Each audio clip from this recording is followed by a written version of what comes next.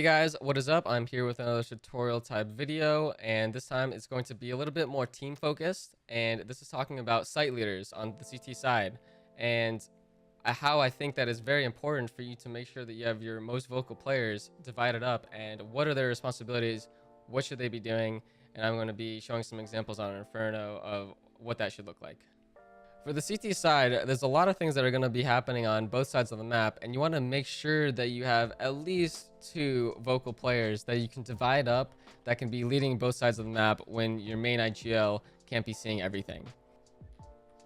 When we're talking about our team, Liquid, we have two very vocal players at A, which is Fallen and I, and then we have our IGL, Stewie, that's towards B. He's going to be determining different things of how he wants to start the round, how he wants to do mid-round reactions, and how he's going to be setting up late round. Same thing with me and Fallen at A.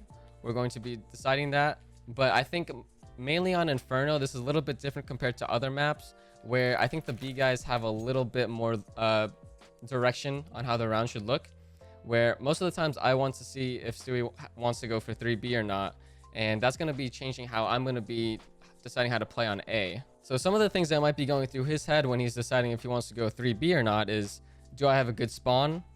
How much utility do I have? Should we be going aggressive on this round? Has it been successful? And should he be playing retake? Maybe we should be doing a mid-round aggression instead. So depending on what he chooses here, it's going to be changing a little bit here, what I do at A. Let's go into a scenario where he wants to start 3B, and they're going to be going a little bit slow. So let's just say that they're going for the smoke deep, molly deep, and they're just going to be going a little bit slower, where the third guy at B is holding his flashes and they want to do some type of mid-round car aggression. At A, that means that me and Grim are going to have to be a little bit more passive, since you can't be doing aggression on both sides of the map unless you just want to lose for random reasons a lot of the time. Percentage wise, it's better for you when one side of the map is being aggressive, the other side is being passive. And that's what your site leader has to recognize. If I'm 2 at A, I'm not going to be telling Grim to flash me, I'm running down mid and, YOLO. I'm going to be asking for very simple flash plays. Maybe we're going to be doing the flash peek at mid, and then he's just going to fall back, and I'm just going to see if there's anything there. And I'm probably going to be using my utility a little bit earlier to stuff them in case they wanted to go fast, or they wanted to go quick mid to go for any peaks. And I'll probably account for that in whichever early round setup that I want to do. Now, if we have 3 guys at A and we're going to go 2B, that means that Jake probably has a pretty good understanding of how he wants the round to look from his perspective. Maybe he is starting at 2B and they're going to be faking some utility towards bottom banana, just throwing some stuff here, and then they're going to go passive, since of course there are only 2 guys there. They don't want to be too crazy, because they just lose the round instantly for the team if they get picked off. So maybe they want to do some type of mid-round aggression, and they're going to ask for Fallen or me with nades to come back to B later, and we're going to do some type of push while the A guys are playing passively towards site with utility. And that might be his plan for the round. So let's go into a round where we're 3 at A. There's so many different things that we can be doing here, and there's another factor that I didn't really talk about yet, but it's oppers. Oppers probably have the most freedom out of any player on the team, and it's the strongest weapon. It's the gun that is probably going to win you a lot of rounds and has a lot of impact when they can do whatever they want. So whenever you have an opper that wants to do something specific, unless it doesn't play into the round where maybe the 3 guys are doing something aggressive on one side of the map and the opper is playing towards A as the 2, he probably shouldn't be going for something crazy, because like I said before, if he dies, the round might just be over if they're going to capitalize on that pick. So it's very important that they're doing stuff that makes sense, but you're not going to be limiting them at the same time. So if we're going to be doing something 3A wise, then he can pretty much go for anything he wants. Maybe he wants to go for the boost pick here where he peeks at T ramp. Maybe he wants to call for a hall setup where he's playing at the end of halls with here and another guy's playing right next to him, or we're doing any type of hall setup really. He can go for any of those types of aggressions, and he can do it towards B too. It's really useful when you have an opera that has a lot of different ideas of how they want to start the round. And if they're the site leaders or IGLs, that makes it even more valuable to me, because they can be directing exactly what they want, how they want to be supported, etc. So stepping away from the early round setups of these rounds, let's go a little bit more into the mid-round responsibilities of the site leaders. So the site leaders are going to have to be taking in all the information that's been happening in the beginning of the round, how it's been set up, and what utility is still remaining. So let's go into another situation here where the other team did fast mid nades and they didn't take it yet. And we started 3B, but we got that control and we were able to bring 4 back to A. And they have not taken mid yet. So there's two situations that could, well, there's a couple of different situations that could be happening. But they could be going B late, and they might want to retake after they fake some mid presence, or they'll go into a mid presence and just go straight into a side hit, or they'll go for a Halls pop. But most of the time, they're going to want to take mid if they don't have banana. I think that's pretty much a normal rule for a lot of teams.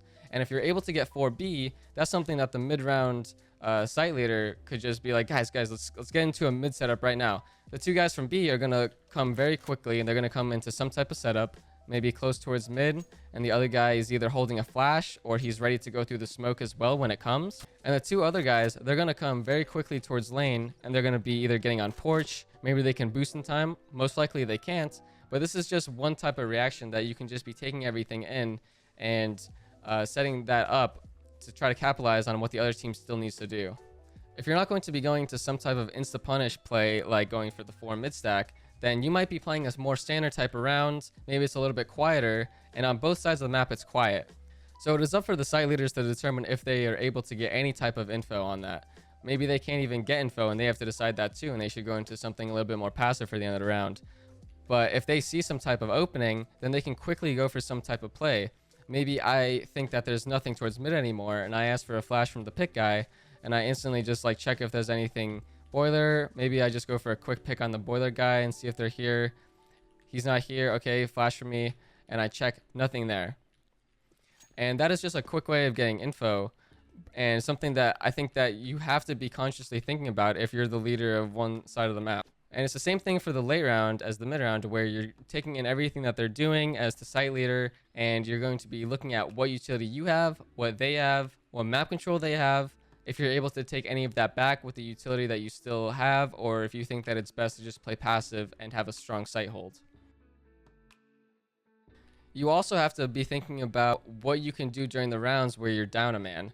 Maybe you're down 4v5 or it's 4v4, and those aren't standard rounds. As soon as you're in a 4v4 or 3v4, you have to be thinking about these rounds completely differently than 5v5s. If you're in a 4v4, that means at A, you're a lot more susceptible to any type of wraps, because the strongest setups that you can be playing is double pit, a balk pit setup.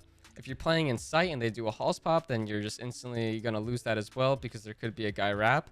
You should be trying to decide if you are going to be playing not as strong for one side of the map, and you're going to be trying to be a little bit more medium on both sides with playing a 2-2 type of setup. Or maybe you want to ask for the B guys to play retake.